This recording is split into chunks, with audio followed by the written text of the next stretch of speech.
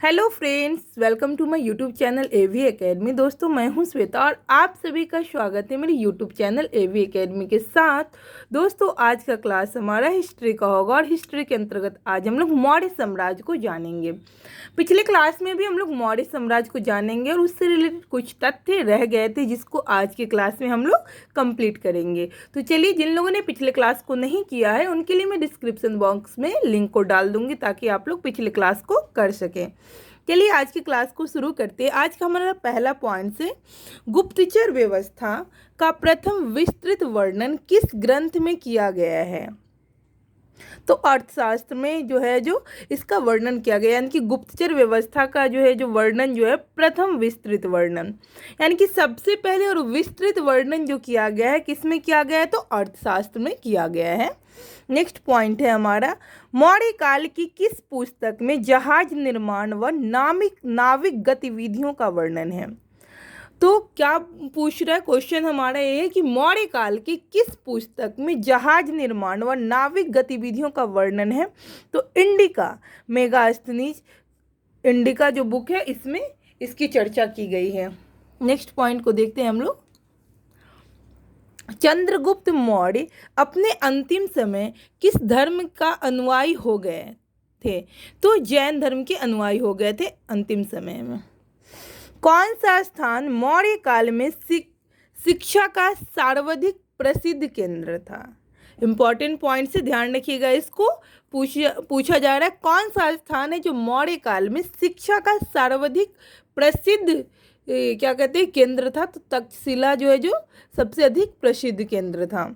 Next point है, गांवों के शासन को स्वायत्तशासी पंचायतों के माध्यम से संचालित करने की व्यवस्था का सूत्रपात किस वंश ने किया था?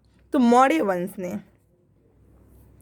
नेक्स्ट पॉइंट है, मेगास्थनीज ने अपनी पुस्तक इंडिका में भारतीय समाज को 7 श्रेणियों में विभाजित किया है। यानी कि मेगास्थनीज जिनके द्वारा जो पुस्तक लिखी गई है इंडिका, इसमें भारतीय समाज को 7 श्रेणियों में विभाजित किया गया है। बहुत इंपॉर्टेंट पॉइंट्स, इसको ध्यान रखिएगा आप लोग, क्योंकि क्वेश्चन पूछता है। क्वेश्चन यह पूछेगा कि मेगास्थनीज जो अपनी पुस्तक इंडिका में भारतीय समाज को कितने भागों में बांटा है, यानी कि या फिर कितने श्रेणियों में बांटा है। ऑप्शन में 7, 8, 4, 6 इस तरीके से कुछ भी दे देगा तो आपका जवाब 7 होना चाहिए, क्योंकि उन्होंने अपनी पुस्तक में भारतीय समाज के बारे में जो चर्चा की उसमें 7 श्रेणियों में विभाजित किए हैं।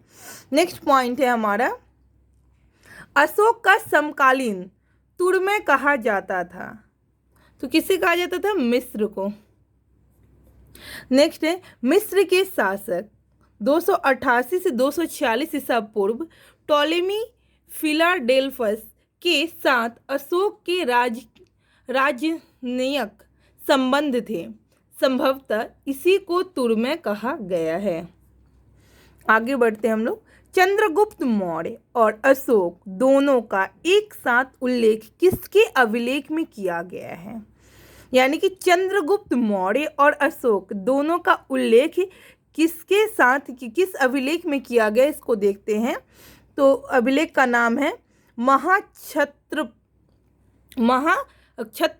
रुद्रदामन का जूनागढ़ अभिलेख में दोनों का चर्चा किया गया, चंद्रगुप्त मौर्य और अशोक दोनों का एक साथ। अगला पॉइंट देखते हैं हम लोग। भाग एवं बलि किसके प्रमुख स्रोत थे? तो राजस्व के स्रोत थे। गिरनार क्षेत्र में एक झील का निर्माण किस शासक ने करवाया था? तो चंद्रगुप्त मौर्य सो गिरनार क्षेत्र में एक झील का निर्माण करवाए थे। नेक्स्ट पॉइंट है हमारा, कौशाम्बी तथा प्रयाग के स्तंभों में अशोक की रानी कौरवाकी द्वारा दान दिए जाने का उल्लेख मिलता है। इसे रानी का अभिलेख भी कहा जाता है। नेक्स्ट पॉइंट है, प्राचीन भारत में किस ग्रंथ में पति द्वारा परित्यक्त पत्नी के लिए विवाह विच्छेद की अनुमति दी गई है? तो अर्थशास्त्र में। कलिंग युद्ध की विजय तथा क्षत्रियों का वर्णन अशोक के किस अभिलेख में है? तो 13वें शिलालेख में इन्होंने कलिंग युद्ध की विजय तथा क्षत्रियों का वर्णन किए हैं। अशोक के अभिलेखों से दक्षिणी राज्य के अतिरिक्त सभी दक्षिणी राज्यों का उल्लेख प्राप्त होता है। तो वह सातवाहन। अंतिम मौर्य सम्राट कौन था? बृहद्रथ जो है, जो अंतिम मौर्य सम्राट था। तो क्वेश्चन पूछ देता है अंतिम मौर्य सम्राट कौन था? तो अंतिम मौर्य सम्राट जो है जो बृहद्रथ है। नेक्स्ट पॉइंट है हमारा, मौर्य की जल संसाधन व्यवस्था की जानकारी किस अभिलेख से प्राप्त होती है? तो जल संसाधन की जो व्यवस्था है इसकी जानकारी रुद्रदामन का गिरनार अभिलेख से प्राप्त होता है। अशोक का समकालीन मिस्र का राजा था अलेक्जेंडर। अलेक्जेंडर जो अशोक का समकालीन मिस्र का राजा था। नेक्स्ट पॉइंट देखते हैं,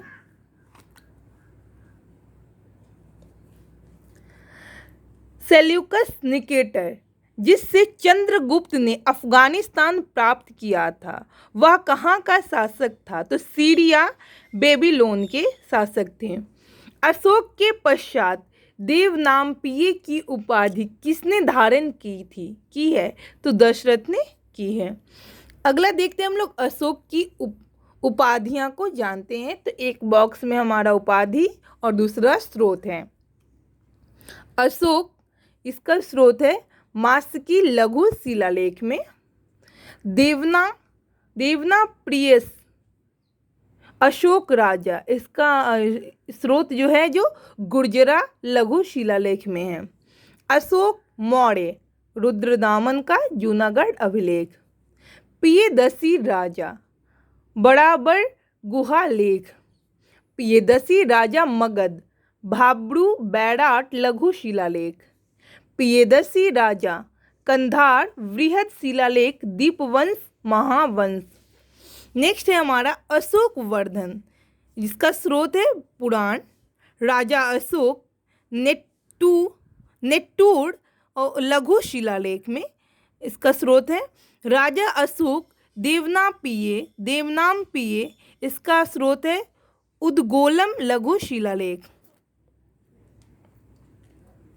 नेक्स्ट पॉइंट देखते हैं हम लोग, अशोक ने अपने पिता बिंदुसार के शासनकाल में किस क्षेत्र के विद्रोह में दमन किया था? तो तक्षशिला के विद्रोह में दमन किए थे। नेक्स्ट पॉइंट है हमारा, अपने ऊपर आश्रित बच्चों एवं पत्नी की समुचित व्यवस्था के बिना भिक्षु बनने वालों के लिए किसने दंड का प्रावधान किया था? तो कौटिल्य ने दंड का प्रावधान किया था। खरोष्ठी लिपि की उत्पत्ति किससे हुई है? आरमाइक भाषा से खरोष्ठी लिपि की उत्पत्ति हुई है। इंपॉर्टेंट पॉइंट से ध्यान रखिएगा। कौटिल्य किसके प्रधानमंत्री थे? चंद्रगुप्त मौर्य के। ये भी इंपॉर्टेंट है, ध्यान रखिएगा इस पॉइंट को।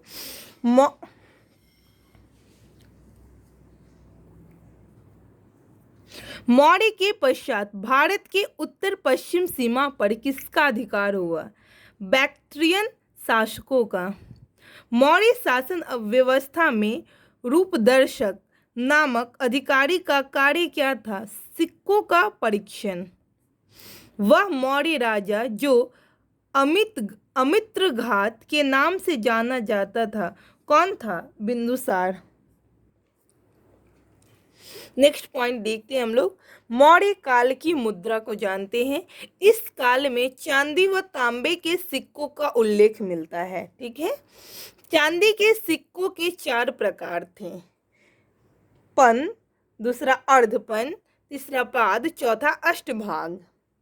फिर आगे है तांबे के सिक्कों के भी 4 प्रकार थे, पहला माशक, दूसरा अर्धमाशक, तीसरा है काकनी और चौथा है अर्धकाकनी। तो इस तरीके से मौर्य काल की जो मुद्रा है इसमें चांदी व तांबे के सिक्कों का उल्लेख मिलता है, जो कि चांदी का भी 4 प्रकार था और तांबे का भी 4 प्रकार था। इसको हम लोगों ने देख लिया। अब आगे का पॉइंट देखते हैं, अशोक ने अपने राज्य अभिषेक के 8वें वर्ष 261 ईसा पूर्व कलिंग पर आक्रमण कर उस पर विजय प्राप्त की थी। तो दोस्तों इस तरीके से आज की क्लास को हम यहीं पे समाप्त करेंगे और आज हम लोग का मौर्य साम्राज्य से रिलेटेड जितने भी इम्पोर्टेंट पॉइंट्स थे इसको आज की क्लास में हम लोगों ने कंप्लीट किया। तो आप लोगों को कहीं भी किसी भी प्रकार का प्रॉब्लम लगे तो आप लोग कमेंट सेक्शन में कमेंट करके मुझे बता सकते हैं कि मैम मुझे यहाँ पे प्रॉब्लम हो रही है, मैं आपकी प्रॉब्लम को दूर करने की कोशिश करूँगी। दोस्तों अगर अभी तक आपने हमारे यूट्यूब चैनल एवी एकेडमी को सब्सक्राइब नहीं किया तो सब्सक्राइब कर ले, बेल आइकन को दबा दे ताकि लेटेस्ट अपडेट आपको मिलता रहे। Thanks for watching my video.